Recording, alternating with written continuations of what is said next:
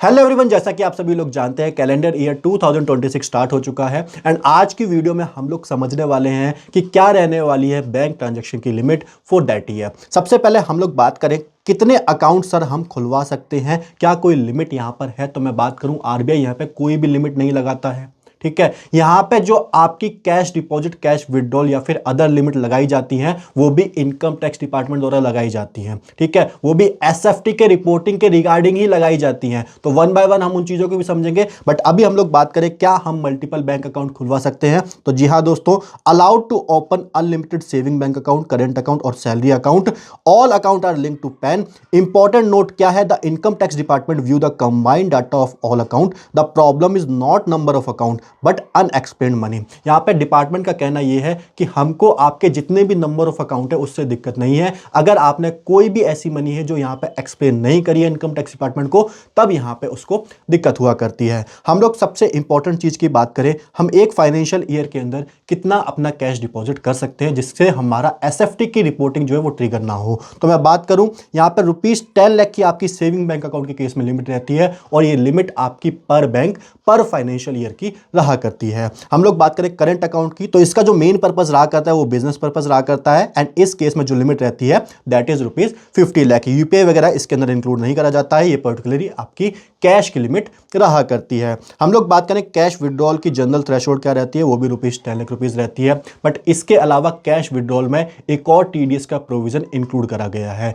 अगर यहां पे जो है इंडिविजुअल अपनी आईटीआर वगैरह फाइल करता है तो उस केस में as per section number 194N, ये आपका प्रीवियस इनकम टैक्स एक्ट का सेक्शन नंबर होता है, ठीक है। इसके अंदर यहां पे अबव 1 करोड़ के ऊपर 2% टीडीएस काट के चलता है। कौन काटता है? बैंक काटता है, ठीक है। अगर यहां पे नॉन फाइलर ऑफ आईटीआर है तो यहां पे 20 लाख से ज्यादा और 1 करोड़ तक यहां पे 2% की रेट से टीडीएस काटा जाता है और अबव ₹1 करोड़ पे यहां पे 5% की रेट से बैंक जो है वो टीडीएस काट के चलता है। अब हम लोग बात करें यहां पे यूपीआई ट्रांजैक्शन की लिमिट क्या रहा करती है, तो यहां पे स्टैंडर्ड लिमिट रहती है 1 लाख पर ट्रांजैक्शन। ये आपकी डेली कैप भी रहा करती है। सर स्पेशल कैटेगरी में यहां पे हॉस्पिटल और एजुकेशनल के पर्पज से 5 लाख की भी लिमिट रह सकती है और आईपीओ और इंश्योरेंस के केस में यहां पे 2 to 5 लाख की लिमिट रहा करती है। ये जो लिमिट आपकी होती है ये आपकी बैंक वाइज होती है, ठीक है सर। अब हम लोग बात करते हैं, सर आप बार बार एसएफटी की रिपोर्टिंग कर रहे हो तो इसको भी आप एक बार ध्यान से समझ लीजिए। एसएफटी की रिपोर्टिंग क्या होती है?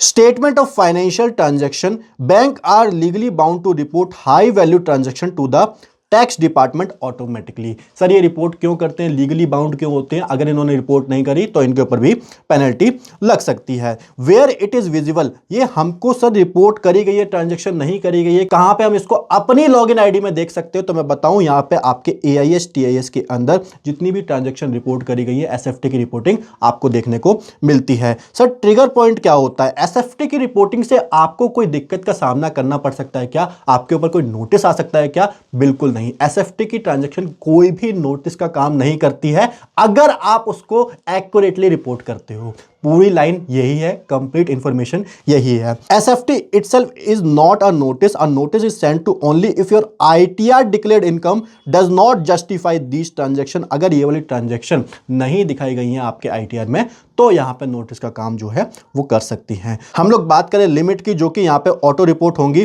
फाइनेंशियल ईयर के अंदर। तो अगर यहां पे सेविंग अकाउंट कैश डिपॉजिट जो है वो आपका मोर देन और अप टू ₹10 लाख है तो यहां पे रिपोर्ट होती है। इसके अलावा कैश अकाउंट की जो कैश डिपॉजिट की लिमिट है वो 50 लाख और उससे ज्यादा की है। एफडी और आरडी की इन्वेस्टमेंट, सर इन्होंने इसको भी नहीं छोड़ा, बिल्कुल भी नहीं छोड़ा है। अगर ये भी आपने ₹10 लाख इससे ज्यादा की कराई है तो इसकी भी रिपोर्टिंग यहां पे बैंक करता है। इसके अलावा हम लोग बात करें क्रेडिट कार्ड की पेमेंट की। अगर क्रेडिट कार्ड के बिल पेमेंट आपने स्पेसिफिकली कैश से किया है तो उस केस में आपकी 1 लाख की लिमिट रहती है। इसके अलावा आपने किसी भी मोड से किया है और आपके जो बिल की पेमेंट थी वो टोटल यहां पे ₹10 लाख से ज्यादा की थी तो उस केस में भी यहां पे एसएफटी की रिपोर्टिंग होती है। इन्वेस्टमेंट एंड फॉरेन करेंसी यहां पे ₹10 लाख या उससे ज्यादा का है तो यहां पे रिपोर्ट होता है। बाकी जितनी भी यहां पे इंटरेस्ट इनकम होती है सेविंग बैंक अकाउंट या फिर एफडी की तो यहां पे रिपोर्ट होती है और आपके एआईएस टीएएस के अंदर ये रिफ्लेक्ट हुआ करती है, ठीक है सर। हम लोग बात करें सर हमको क्या क्या कंप्लाइंस इसके रिगार्डिंग करने होते हैं, तो सबसे पहले आप एक्शन चेकलिस्ट भी समझ लीजिए। आपको अपनी आईटीआर जो है वो हर साल फाइल करनी है, ठीक है। इसके अलावा आपको रिव्यू करना है एआईएस टीआईएस,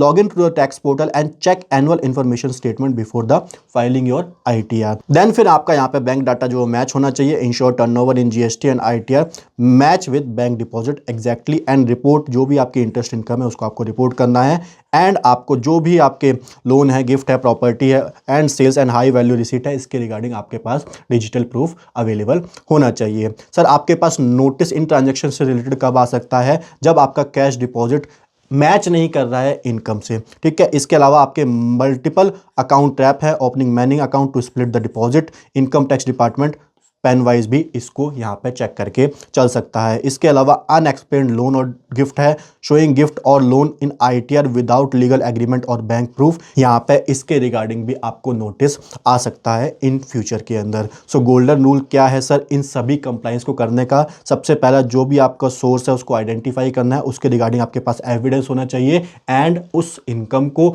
उस एक्सपेंस को आपको ITR के अंदर डिस्क्लोज करना चाहिए। सो आज के सेशन में हम लोगों ने कंप्लीट इंफॉर्मेशन समझी bank transaction limit of the year of the 2026। So ऐसे इंफॉर्मेटिव सेशन के लिए अभी सब्सक्राइब करें ई फाइलिस को। Bye bye, take care.